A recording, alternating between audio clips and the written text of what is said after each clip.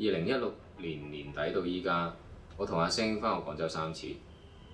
第一次係聖誕節假，佢翻廣州探望媽咪，我亦都正好翻去屋企，就約出嚟一齊睇展覽。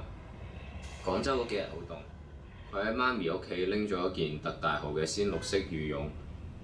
我哋喺新造嘅地鐵站截咗一輛摩托車，吹住寒風去睇咗白雙全嘅展。阿星喺廣州都有個屋企，係上年拍攝口岸計劃嘅第一個行動時，喺路上隨意傾偈嗰陣時先得知嘅。佢話父母分居兩地，因此亦都會喺廣州同埋香港兩邊走。講起佢媽媽如何喺廣州同埋父親認識，私下喺香港結婚，卻引起阿公勃然大怒，只好又喺廣州擺多一次酒宴。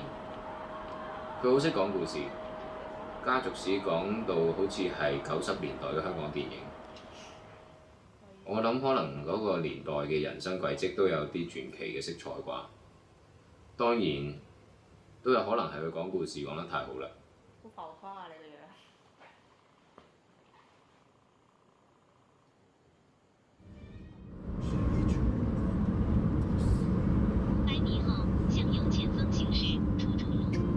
上年年底開始口岸計劃第2個行動嗰時，我買咗風箏，諗住去深圳灣放。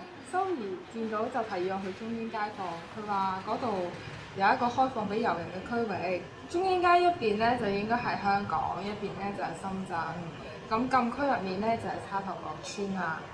深圳同香港咧只有一街之隔，其實係同一條街一條線之隔啫。我可以喺呢個街度放風箏，然後跑去呢個街。其實我唔覺得係跑，我覺得係攬過去就係嘅。原來佢小學嘅時候就一直住喺深圳嘅沙頭角，跨境去香港嘅沙頭角中心小學上堂。每日咧就喺深圳用橋頭紙出入境，然後再用禁區紙入沙頭角。佢話因為着校服，所以警察都唔會 check 佢哋。但係而家如果要返到小學咧，只可以等到校慶嘅活動，或者有朋友住喺沙頭角入面幫佢申請探訪，所以我基本上係冇返過去㗎。阿 K 家在福建一個3線城市，他說那年很累，中學讀得很壓抑，父親在做工人，媽媽是護士，兩人平日工作都很忙。到了香港上學之後，也只有忽然會回去一下。我問他父母怎麼看你來香港讀書的事，他說父母自然也是想他來的，畢竟我們都是向上流動，向大城市流動。了解更多鐵路出行資訊，請關注廣州鐵路官方微信、官方微博。感謝你乘坐本次列車，全程內容相關。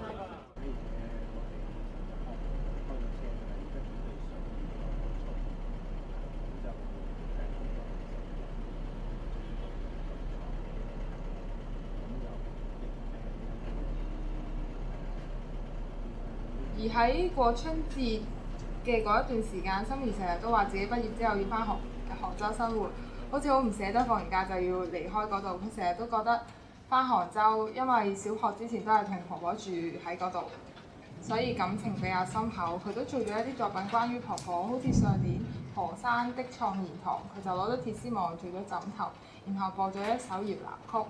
佢甚少用自己嘅經歷做呢個創作，所以嗰一次嘅 critique 佢解説作品嗰時感情好掙扎。其實係咯，我都好少處理呢個個人感情嘅問題，因為我覺得有時唔需要太情俾人哋睇。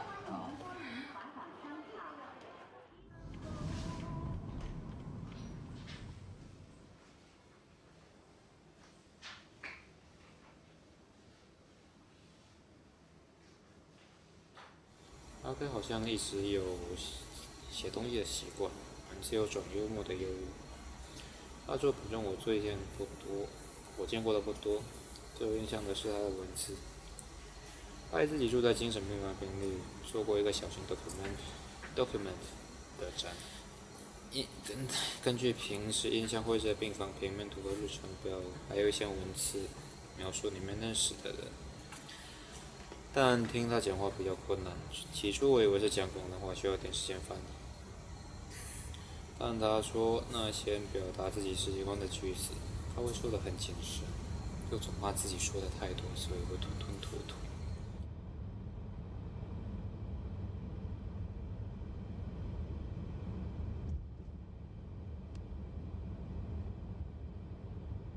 你住邊啊？你住邊啊？你仲記唔記得呢度㗎？得。咁你住邊啊？你住邊啊？得個頭你求其點㗎？咁係啊，求其指啦。係啊，唔係呢邊咩？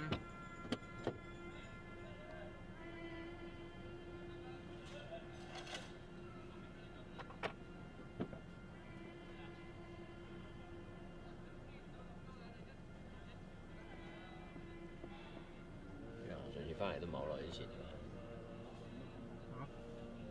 上年。你好似喺度住過，你唔喺度住。清明節前，我又拉阿星翻咗一次廣州，趁機咧就拜訪一下佢阿媽。伯母好年輕優雅，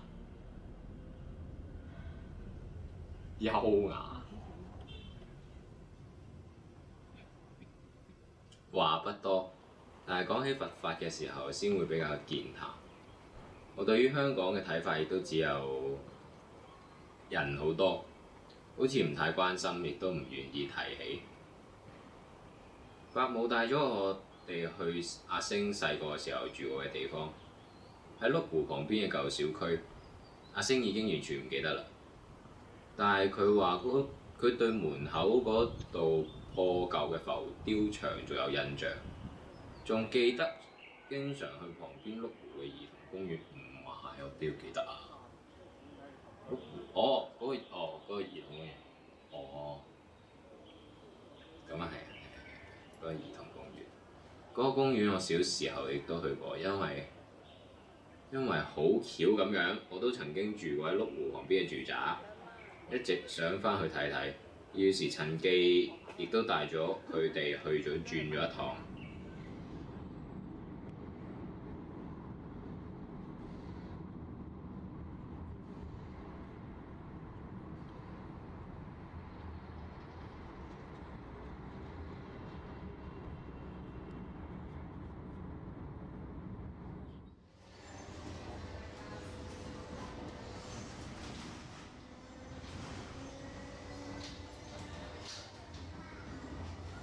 跟阿 K 去了一趟福田，本来是想在口岸做一些新的行为记录，但在附近绕了一圈之后，发现福田口岸就像一个普通的地铁换乘，很无聊。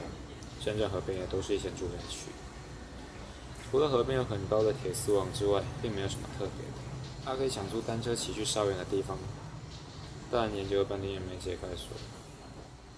他说在福建的时候会无聊骑单车出去工地。他们那些城市膨胀产生的氛围，我朋友好似唔係膨脹，你講的是什麼？蜕皮。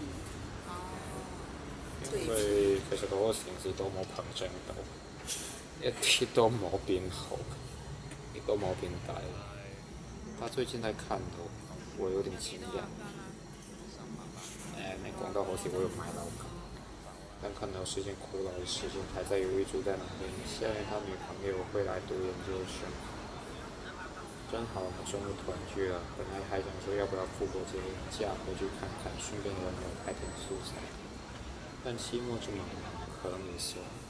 我忽然想起他租房的事，如果到时还为物色好住所，可以暂时住在我家。反正香港天水围这边的家也只有我会放假回去。是问他想不想去那边看一下环境的交通，便又从福田坐车去了一下。路上我问他往后的打算，他说应该暂时想在外面发展，但始终有一天会回去。又聊了一路中国老一辈的家庭观念。我想他对家乡有一种想逃但挣不脱的责任感，但又无法清楚说明自己想要的。